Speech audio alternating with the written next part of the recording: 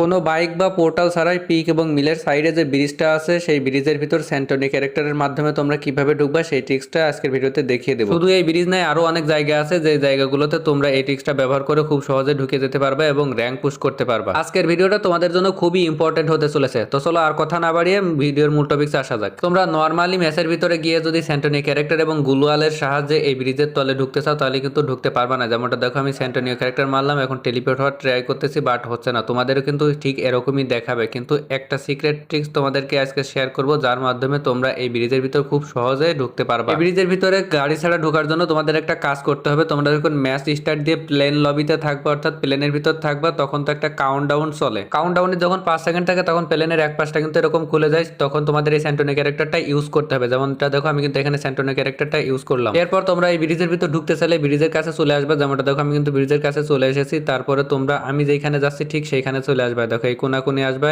এই ব্রিজের নিচে আসার পরে স্যান্টনি ক্যারেক্টারটা ইউজ করে দিবা। ইউজ করার পরে এখন তোমাদের একটা গ্লোয়াল মারার প্রয়োজন হবে। গ্লোয়ালটা ঠিকঠাক ভাবে সেট করতে হবে। তো দেখো আমি কিন্তু ঠিকঠাক ভাবে সেট করে নিয়েছি। তারপরে দেখো আমি টেলিপোর্ট ক্যারেক্টারটা ইউজ করলাম আর আমি কিন্তু চলে এসেছি একদম ব্রিজের নিচে। কোনো প্রকার ঝামেলা ছাড়াই কিন্তু দেখো কি সুন্দর ভাবে এই ব্রিজের নিচে ঢুকে গেলাম। তো তোমরাও চাইলে এইভাবে কিন্তু ঢুকতে পারো। তো এই সিক্রেট ট্রিক্সটা দেখানোর জন্য এই ভিডিওতে আমি কিন্তু কমপক্ষে 1000 লাইক ডিজার্ভ করি। তো যারা এখনো ভিডিওতে লাইক করেনি লাইকটা করে দাও। এন্ড কত সাল থেকে তুমি এই ফ্রি ফায়ার গেমটা খেলতেছো অবশ্যই কমেন্ট করে জানাবা। আজকের ভিডিওতে দেখানো ট্রিক্সটা ব্যবহার করে তোমরা কিন্তু কোলক টাওয়ারে যে বন্ধ ঘর আছে সেই বন্ধ ঘরের ভিতরে ঢুকতে পারবা। দেখো আমি কোলক টাওয়ারে বন্ধ ঘরের সামনে টেলিপোর্ট ক্যারেক্টারটা মেরে দিছি। মারার পর এখানে কিন্তু একটা গোলওয়াল সেট করতেছি। গোলওয়ালটা কিন্তু খুব সাবধানের বশত সেট করতে হবে, না হলে কিন্তু তোমরা ঘরের ভিতরে ঢুকতে পারবে না। তো দেখো আমি গোলাল মেরে কিন্তু এই ঘরের ভিতরে খুব সহজে চলে আসলাম। তো এই ট্রিক্সটা তোমরা অবশ্যই অ্যাপ্লাই করে দেখবা। বারমুডা ব্যাপার অনেক জায়গায় কিন্তু বন্ধ গ্যারেজ থাকে, সেই গ্যারেজের ভিতরেও কিন্তু তোমরা এই ট্রিক্সের মাধ্যমে ঢুকতে পারবা। আর এসব জায়গা ঢুকতে পারলে তোমরা এনিমির উপর কি পরিমাণ অত্যাচার করতে পারবা সেটা তো নিজেরাই বুঝতে পারছো। আলাদা করে বোঝানোর কিছু আছে বলে আমার মনে হয় না। বিশেষ করে আজকের ভিডিওতে দেখানো এই ট্রিক্সটার মাধ্যমে তোমরা কিন্তু পিকে যে বড় বড় পাথর আছে সেই পাথরের ভিতরে খুব সহজে ঢুকে যেতে পারবা। পিক যে কতটা খতরনাক জায়গা এবং কি পরিমাণ এনিমি নামে সেটা তো তোমরা জানোই। তো এখানে এই পাথরের ভিতর ঢোকার পর কিন্তু তোমরা অনেকগুলো কিল করে নিতে পারবা। যত বেশি কিল করতে পারবা তত বেশি কিন্তু প্লাস পাওয়া যায়।